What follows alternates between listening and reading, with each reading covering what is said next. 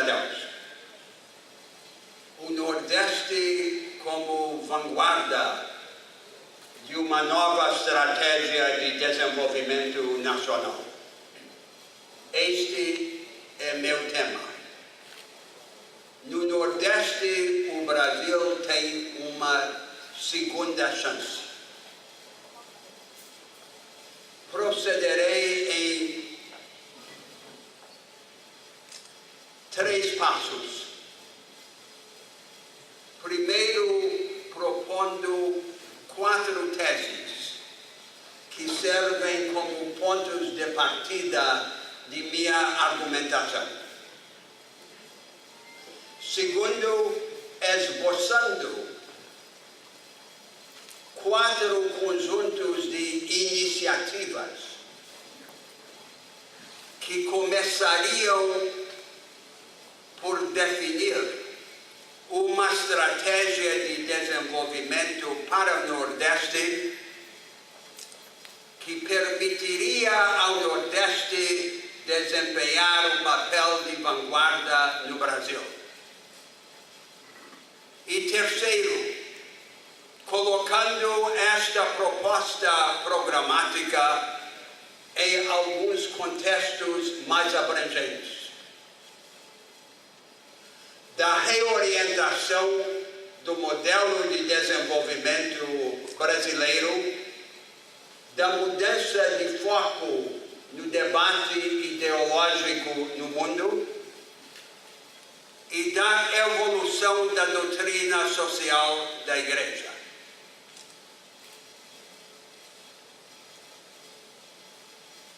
Primeiro, as teses que constituem neste argumento pontos de partida.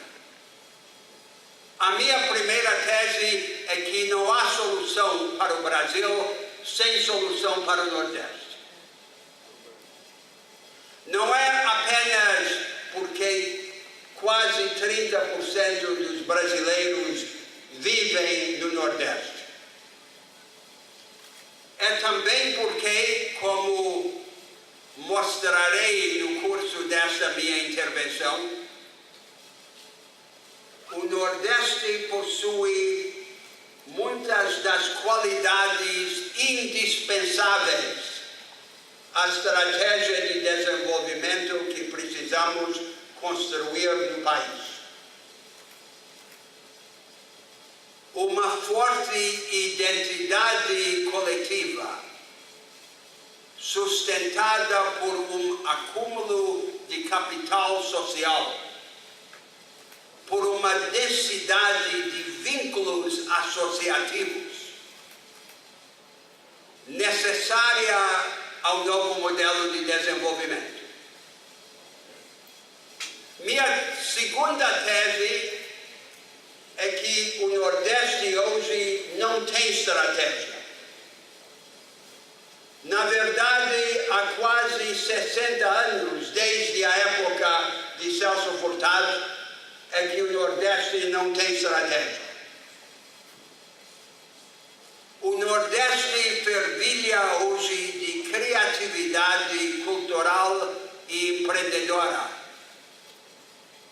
E há uma mudança da cultura política nordestina, entretanto, continua a faltar estratégia ao Nordeste.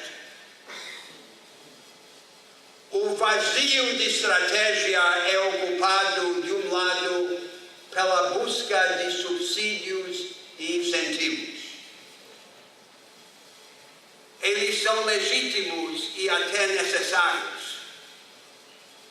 Incentivos e subsídios, porém, são meios, não fins. São instrumentos de uma estratégia. Nada valem sem a estratégia que ainda falta.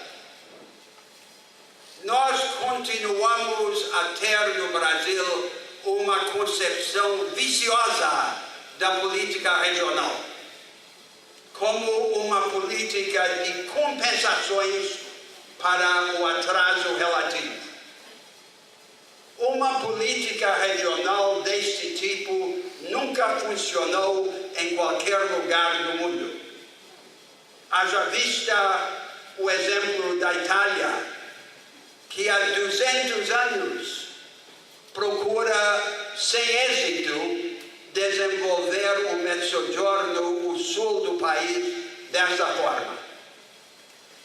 A vocação da política regional é outra.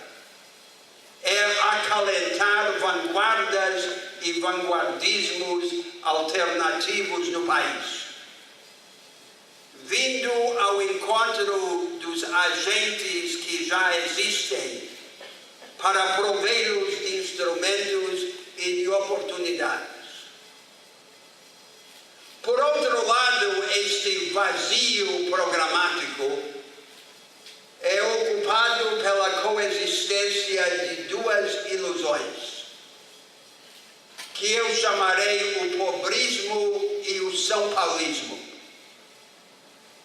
O pobrismo é a busca de iniciativas de cunho e de escala artesanal para ocupar os trabalhadores pobres e atenuar-lhes os sofrimentos. É melhor do que nada, mas não abre caminho para o futuro. O são paulismo é o fascínio com os grandes empreendimentos, como refinarias ou siderurgias no litoral.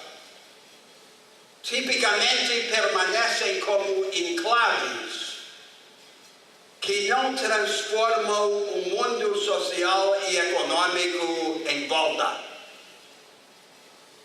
Estou chamando de são paulismo porque o modelo em que se inspira esta ilusão é a forma de industrialização instaurada no sudeste do país em meados do século passado. Uma forma que o Brasil todo precisa ultrapassar. O Nordeste não deve ter que virar primeiro a São Paulo de meados do século passado para depois virar outra coisa. Esses grandes empreendimentos no litoral podem ser úteis, desde que escapem à lógica do enclave,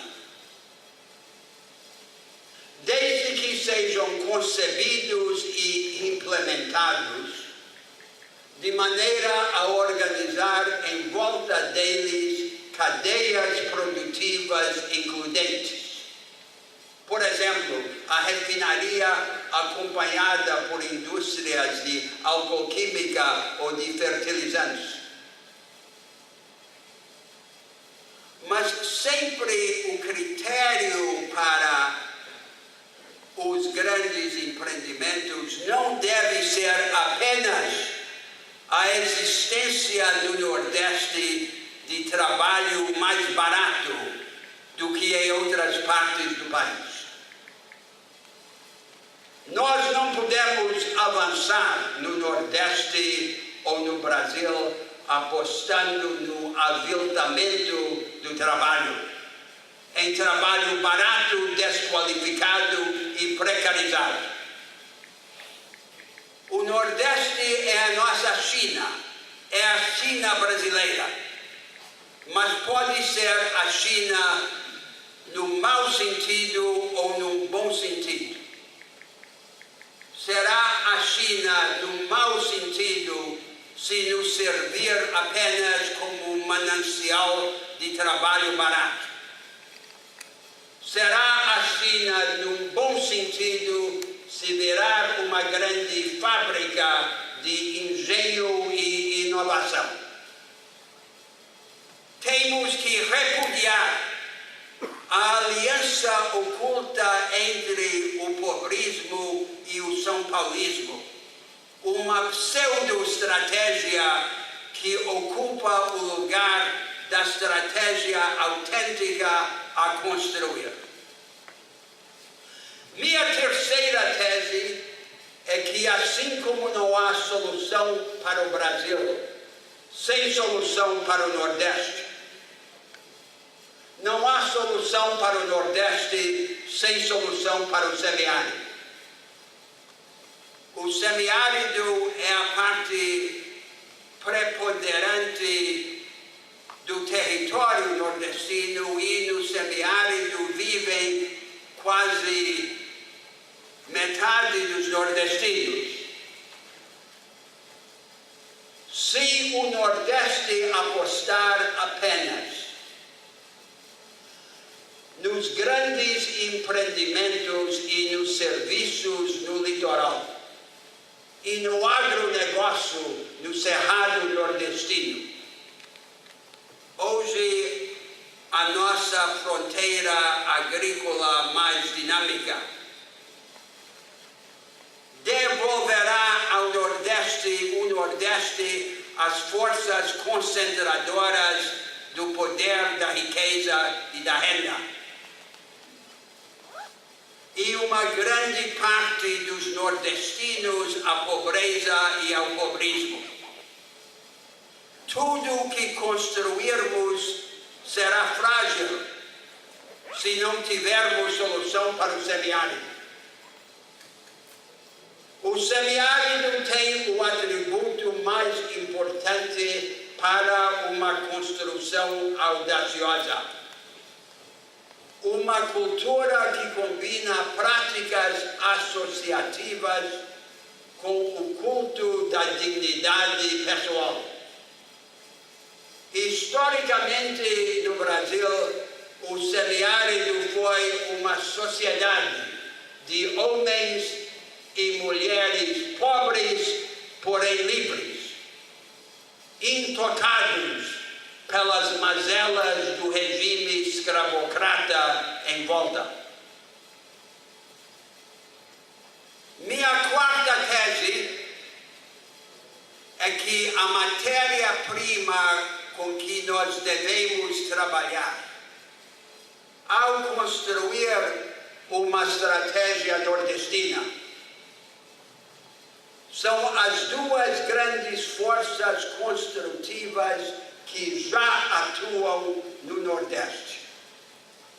Não há que inventá-las, elas já existem. Uma destas forças construtivas é o empreendedorismo emergente, que hoje se difunde por todo o Nordeste, também e sobretudo no semiárido. Por exemplo, na área de Toritama, no interior de Pernambuco, eu observei um dínamo produtivista espontâneo. Uma coexistência assombrosa e anárquica entre todas as formas de produção que evoluíram no Ocidente desde o século XVII ao século XXI. Milhares de pequenas indústrias caseiras, os chamados fabricos, coexistindo com indústrias têxteis de ponta, tudo na maior confusão, sem acesso a capital, sem acesso organizado à tecnologia, sem acesso às práticas avançadas, sem caminho para a integração nos mercados mundiais. A outra grande força construtiva que já existe no Nordeste é uma inventividade tecnológica popular.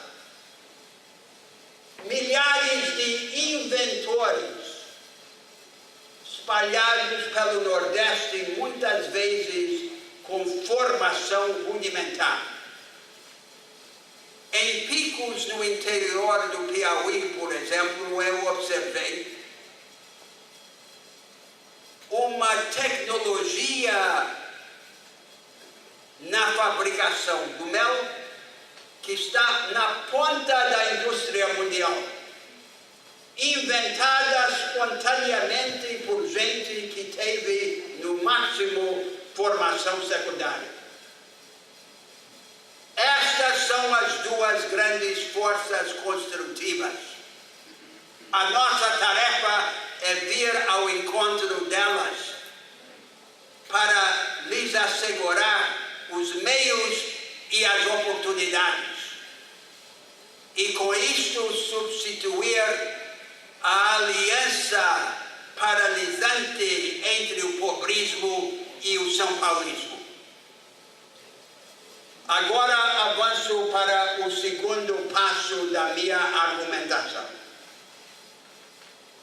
Esboço 4 conjuntos de iniciativas que começariam a compor uma alternativa. Sempre na ação transformadora e no pensamento programático, é preciso combinar 2 atributos. Um atributo é demarcar um rumo, um caminho. E o segundo atributo é escolher, na circunstância específica, primeiros passos para começar a trilhá-lo. O pensamento programático não é arquitetura, é música. Não é sobre planilhas, é sobre passos, sobre uma sucessão. E este é o método que pressuponho ao esboçar as medidas que compõem as alternativas que defendo. Um primeiro conjunto de iniciativas pode ser colocada sob a égide do empreendedorismo vanguardista. O dinamismo empreendedor já existe no Nordeste. O que não existe ainda é a organização dos meios e das oportunidades de forma includente.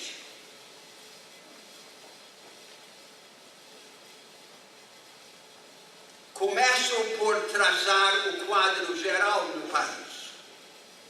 O cerne do sistema industrial brasileiro,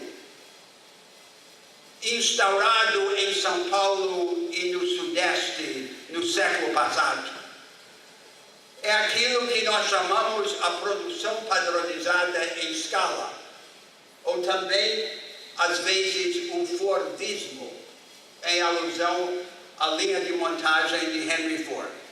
É a produção em grande escala de bens e serviços padronizados, com maquinária e processos produtivos rígidos, mão de obra semi-qualificada e relações de trabalho muito hierárquicas e muito especializadas. Nosso é um Fordismo tardio, que se mantém competitivo no mundo apenas à base de uma grande restrição de retornos ao fator trabalho. Temos, portanto, 2 tarefas simultaneamente em matéria de reconstrução industrial. A primeira tarefa é a mais conhecida e a mais fácil. É acelerar nos centros industriais do país um movimento para além deste Fordismo tardio, rumo a uma forma de produção densa em conhecimento e dedicada à inovação permanente, descentralizada e flexível. A outra tarefa é organizar fora dos centros industriais do país e, portanto, também no Nordeste, uma travessia direta do pré-Fordismo ao pós-Fordismo, sem que o país todo tenha de penar no purgatório do Fordismo tardio. E uma figura central numa política de desenvolvimento includente é fomentar as empresas médias vanguardistas que ainda nos falta. O comércio, os primeiros passos estão em organizar um desenho institucional que combine acesso ao crédito, acesso à tecnologia avançada, acesso às práticas avançadas e integração nos mercados nacionais e mundiais. Não é só o crédito, é tudo isto junto. E o horizonte institucional para o futuro é uma inovação, uma reinvenção da economia de mercado. A ideia convencional é que a única coisa que se pode fazer com uma economia de mercado é regulá-la ou atenuar as desigualdades geradas nela, recorrendo a políticas de redistribuição compensatória.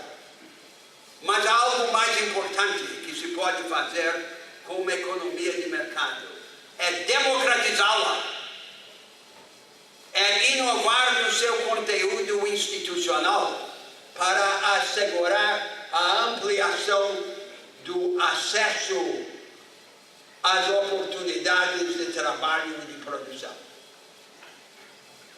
Um novo desenho institucional no eixo vertical entre governos e empresas, sobretudo as pequenas e médias empresas, como aquelas que eu observei em Toritama. Uma forma de coordenação estratégica, de parceria entre os governos e estas empresas, que seja descentralizada, pluralista, participativa e experimental. Não é o modelo americano de um Estado que apenas regula as empresas à distância. E também não é o modelo do Nordeste asiático, de imposição de uma política industrial unitária pela burocracia do Estado. E no eixo horizontal, nas relações entre estas pequenas e médias empresas, organizar aquilo que se pode chamar a concorrência cooperativa. Não é necessariamente a cooperativa em sentido estrito. As empresas continuam a competir umas contra as outras, mas ao mesmo tempo fazem mutirão de certos recursos financeiros, comerciais ou tecnológicos, ganhando economias de escala. Não é um caminho a seguir apenas na indústria e nos serviços, mas também na agricultura. A agricultura não é uma exceção. A agricultura é muitas vezes o setor onde emergem pela primeira vez os modelos mais inovadores, que depois se difundem pela economia. Na agricultura irrigada, tão importante para o Nordeste, a parte menos importante é a condução física da água, é o cimento. A parte mais importante é o desenho institucional, que organiza a relação entre os agentes privados e o poder público e entre os entes federados. E na agricultura de sequeiro, tudo pode começar de trás para frente, organizando a comercialização dos produtos. Há grandes tarefas institucionais para permitir a uma agricultura de escala média e pequena ganhar atributos empresariais em vez de ser apenas uma agricultura de subsistência. A primeira tarefa institucional é organizar a assistência técnica rural que foi destroçada no país e que é a correia de transmissão entre os inventos revolucionários da Embrapa e o trabalho agrícola na ponta.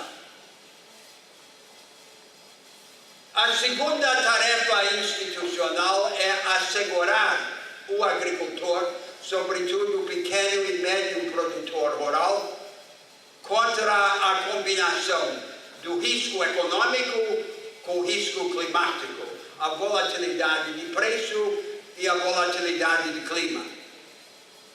Agora, no mundo, há uma nova engenharia financeira de opções e derivativos para cuidar desses riscos.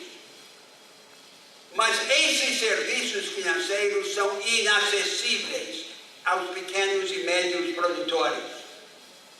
É tarefa do Estado redesenhá-los, reempacotá-los para disponibilizá-los a todos e não apenas ao grande agronegócio. A terceira tarefa institucional na agricultura é reorganizar os mercados agrícolas. Hoje, na grande maioria dos nossos mercados agrícolas, os produtores estão fragmentados. Os vendedores de insumos e os compradores dos produtos são cartéis, são oligopólios, são oligopsônios que ficam com a parte de leão dos ganhos da agricultura. Temos que reorganizar os mercados agrícolas para aumentar o poder de barganha do produtor. E um grande instrumento para reforçar o seu poder está nas práticas associativas, no associativismo entre os produtores. Agora esboço um segundo conjunto de iniciativas. Essas têm a ver com a instrução pública, a educação. É a prioridade do governo e do país hoje, a qualificação do ensino básico. A qualidade do ensino básico no Brasil, eu tenho insistido, é calamitosa. No final do ensino médio, metade dos alunos mal consegue ler um texto elementar e a outra metade mal consegue entendê-lo.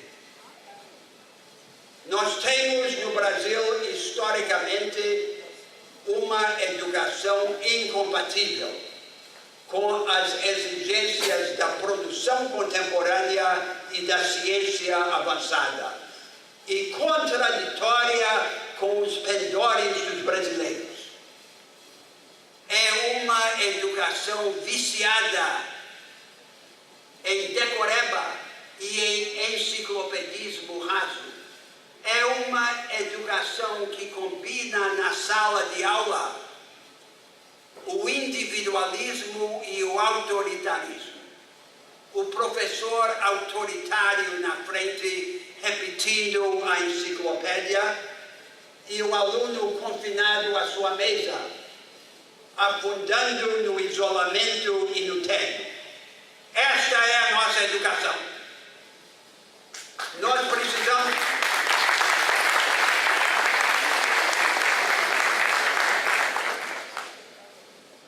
Se nós continuarmos com uma educação desse tipo, a única coisa que poderemos fazer no futuro é vender soja e minério de ferro. Agora nós precisamos de uma outra educação. De uma outra educação que tenha as seguintes características fundamentais. Em primeiro lugar, que priorize as competências analíticas, não a decoreba. Sobretudo as competências básicas de interpretação do texto, de interpretação de texto e de raciocínio lógico. Em segundo lugar, que seja uma educação que prefira profundidade à abrangência. O aprofundamento seletivo como palco para a aquisição das capacitações analíticas. Em terceiro lugar, que seja uma educação que na sala de aula, na prática social da escola, substitua a combinação de individualismo e autoritarismo por práticas cooperativas. Equipes, redes de alunos e de professores. E, em quarto lugar, que seja uma educação que adote o método dialético. Toda disciplina deve ser ensinada de pelo menos 2 pontos de vista contrastantes. É a única forma de libertar a mente. Por onde começar? Especificamente, por onde começar do Nordeste. Um bom lugar para começar é uma nova escola média. A escola média é o maior ponto de estrangulamento na educação brasileira. Não queremos separar o ensino geral para as elites e o ensino técnico para as massas. Queremos reuni-los numa única escola. Uma escola que ofereça um ensino geral de orientação analítica e um ensino prático ou vocacional que, ao invés de apenas ensinar os ofícios rígidos, como faz o antigo modelo alemão que copiamos no Brasil, priorize as capacitações práticas flexíveis e genéricas. As escolas técnicas federais, que já têm grande impacto no Nordeste, são um exemplo parcial e fragmentário do caminho a seguir. É por este caminho que precisamos agora continuar. E esta nova educação libertará o Nordeste. Ela tem que ser subsidiada no Nordeste por um choque de ciência e de tecnologia. O Nordeste não precisa de ciência e tecnologia menos do que São Paulo precisa mais. Aqui é que deve ser um terreno do vanguardismo científico e tecnológico. Um terceiro conjunto de iniciativas é a reorientação ou a complementação da política social. Nós construímos no Brasil uma política social que resgatou milhões de brasileiros da pobreza extrema. E em nenhuma parte do país, essa política social teve um efeito mais decisivo do que no Nordeste. Ela é necessária, ela é benfazeja, mas ela não é suficiente. Esta política social herdada, constituída, se organiza por uma lógica de carência. Nós agora precisamos construir, ao lado dessa política social estabelecida, uma segunda política social de orientação capacitadora. E esta política social, esta segunda política social, deve ter por primeiros destinatários não os mais carentes, mas os mais capazes de assimilar no primeiro momento as ações capacitadoras. Eu não estou contestando a lógica da carência. Eu estou dizendo que a lógica da carência precisa ser complementada por uma lógica da capacitação. E quem são os destinatários? São os que já deixaram de ser beneficiários da Bolsa Família ou do benefício de prestação continuada, ou que estão em vias de ser. Organizar na base um acesso único aos serviços capacitadores, independentemente de sua origem dentro da federação. municipal, estadual ou nacional. Serviços capacitadores como os que ampliam as oportunidades econômicas ou o acesso à educação técnica. Exatamente as iniciativas de que tratei anteriormente nesta argumentação. O quarto conjunto de medidas é organizar 3 séries de agentes, coordenadores desta política na sua implementação. Primeiro, a SUDENE. A SUDENE precisa ser resgatada. Ela precisa ser resgatada na função de coordenar todas estas ações na ponta, na base. Em segundo lugar, o Nordeste precisa criar as suas próprias instituições de coordenação. Vejam o seguinte: quase todas as instituições que tratam do desenvolvimento do Nordeste são instituições federais. A SUDENE, a CODEVASP, o Banco do Nordeste e até o próprio Ministério da Integração.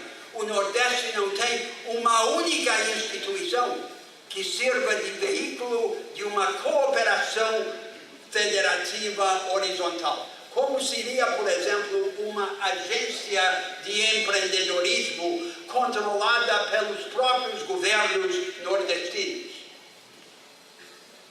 E em terceiro lugar, além da SUDENE e desta instituição ou instituições nordestinas, uma convergência, uma coordenação dos movimentos sociais para monitorar a coordenação das iniciativas que compõem a nova estratégia nordestina. A sociedade nordestina não pode aguardar passivamente a ação do governo central ou dos governos estaduais. Ela, a sociedade, precisa estar ativamente engajada na construção e no monitoramento das políticas públicas e das inovações institucionais. Agora, por fim, trato do contexto maior. Coloco esta proposta programática num arcabouço mais alto. O primeiro arcabouço tem a ver com a nova estratégia de desenvolvimento nacional. No período histórico recente, nós construímos no Brasil uma estratégia que privilegiou a popularização do consumo pelo aumento da renda popular e a produção e exportação de commodities, de produtos primários. Funcionou por algum tempo, até que as circunstâncias do mundo viraram. Mas durante todo o tempo, inclusive o tempo em que funcionou, coexistiu com um nível muito baixo de produtividade na economia brasileira. Mantivemos a grande maioria dos brasileiros empregados, porém em serviços de baixíssima produtividade.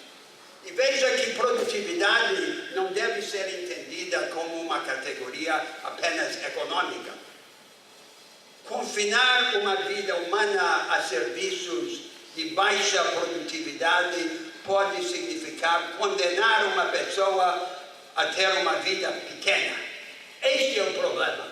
Não é um problema apenas econômico.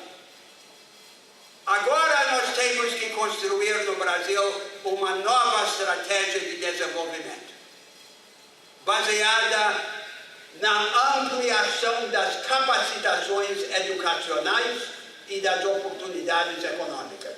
Um produtivismo includente e capacitador. para permitir a cada brasileiro ficar de pé. Uma democratização da economia do lado da oferta e não só do lado da demanda. A diferença entre democratizar do lado da demanda e democratizar do lado da oferta é que a democratização da demanda se pode fazer só com dinheiro, enquanto que a democratização da oferta exige inovação institucional. No Brasil, nós estamos acostumados a resolver problemas com dinheiro. Mas dinheiro não basta para assegurar mudança estrutural. E ideias são mais escassas do que capital. A estratégia nordestina que eu esbocei é uma vanguarda desta nova estratégia nacional. E ela tem uma base social concreta. Surgiu no Brasil uma pequena burguesia empreendedora e atrás dessa pequena burguesia empreendedora mestiça, morena, que vem de baixo e que instaura no país uma cultura de autoajuda e de iniciativa, vem milhões de brasileiros, ainda pobres, mas que se converteram a esta cultura e a esta consciência. Os emergentes já estão no comando do imaginário popular. Nós precisamos cuidar para que essa multidão ainda pobre possa seguir este caminho e para que não caia no desvio do individualismo materialista. O segundo contexto tem a ver com a mudança de foco no debate ideológico no mundo. Há 200 anos, o foco do debate ideológico é o conflito entre o Estado e o mercado. Mais Estado, menos mercado, mais mercado, menos Estado, síntese entre Estado e mercado. E daí vem a ideia predominante na política brasileira, o discurso geralmente hipócrita e mentiroso do social. Quase todos na política brasileira professam ser social-liberais ou social-democratas. O que é o social na política brasileira? É o açúcar. É o açúcar que se propõe dourar a pílula do modelo econômico. O povo brasileiro não quer açúcar agora, quer alternativa. Quer alternativa que assegure os instrumentos e as oportunidades. Agora surge no mundo um novo foco do debate ideológico. Não é mais o conflito entre o Estado e o mercado, é o conflito entre formas alternativas da democracia e do mercado. As nossas grandes tarefas nesta nova época são, primeiro, democratizar o mercado. Segundo, aprofundar a democracia. E terceiro, capacitar os brasileiros. Há um terceiro contexto pertinente a esta reunião, que é o debate a respeito da doutrina social da Igreja. Faço uma afirmação polêmica na forma de uma interpretação histórica. Nos últimos 100 e tantos anos, a evolução da doutrina social da Igreja seguiu uma espécie de arco. No final do século XIX, na época de Rerum Novarum, foi um compromisso com direitos sociais. Um compromisso desequipado de um modelo institucional da organização da economia ou do Estado, capaz de assegurar a realização daquelas promessas de direitos. Em meados do século XX, no período entre as guerras, na época da encíclica 40º ano, a doutrina social da Igreja adotou um modelo institucional. Está claramente desenhado em 40º ano. E é aquilo que poderíamos descrever no vocabulário de hoje como um corporativismo comunitário. Uma espécie de terceira via entre o capitalismo e o socialismo. Este modelo institucional se revelou insuficiente e foi repudiado ou abandonado pela própria Igreja. E no final do século XX, a partir de encíclicas como Passem in Terris, a doutrina social reverteu a posição que tinha no final do século XIX. Mais uma vez, uma promessa de direitos desfalcada de um desenho institucional. E aí vem, na América Latina, a teologia da libertação. E providencia uma espécie de pseudo-proposta programática, porque é a proposta de uma prática basista de auto-organização social, ligada a uma concepção teológica, mas sem uma proposta institucional. Não há mudança sem inovação institucional. A nossa situação hoje no pensamento contemporâneo, político e teológico, é que reconhecemos a necessidade das mudanças estruturais, mas não nos permitimos mais sucumbir a um dogmatismo estrutural. Precisamos ter alternativas, mas conceber e implementar as alternativas num espírito de experimentalismo aberto. Precisamos, portanto, reabrir o debate sobre o papel das alternativas institucionais na doutrina social. E este debate está ligado a algo profundo no cristianismo. Quando não temos uma concepção de alternativas estruturais manifestas em instituições, em alternativas institucionais, a tendência da doutrina social é descambar para o mero solidarismo. Por solidarismo, eu entendo o compromisso com a solidariedade social desconectada da visão de alternativas de estrutura. O compromisso com os pobres não se confunde com o pobrismo, assim como a prática solidária não se confunde com o solidarismo. O cristianismo não é apenas a religião do amor, é também a religião da transcendência. É a ideia da transcendência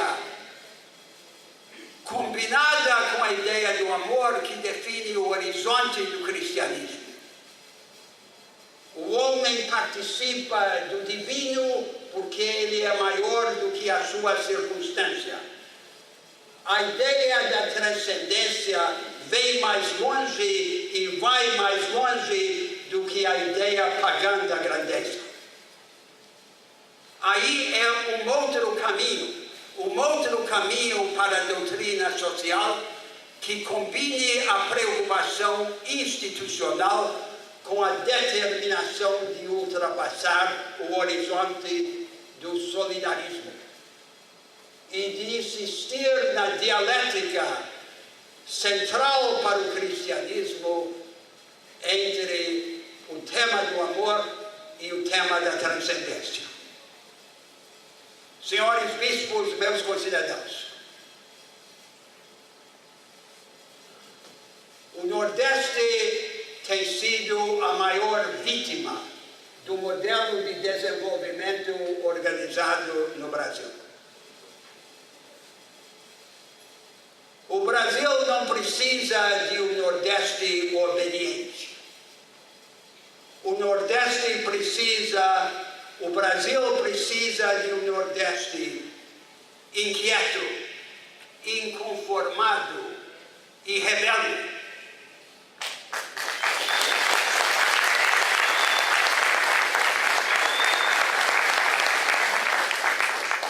Do Nordeste, o Brasil espera rebeldia. Ao se rebelar contra o modelo de desenvolvimento que nega asas, braços e olhos à sua vitalidade, o Nordeste falará pelo Brasil.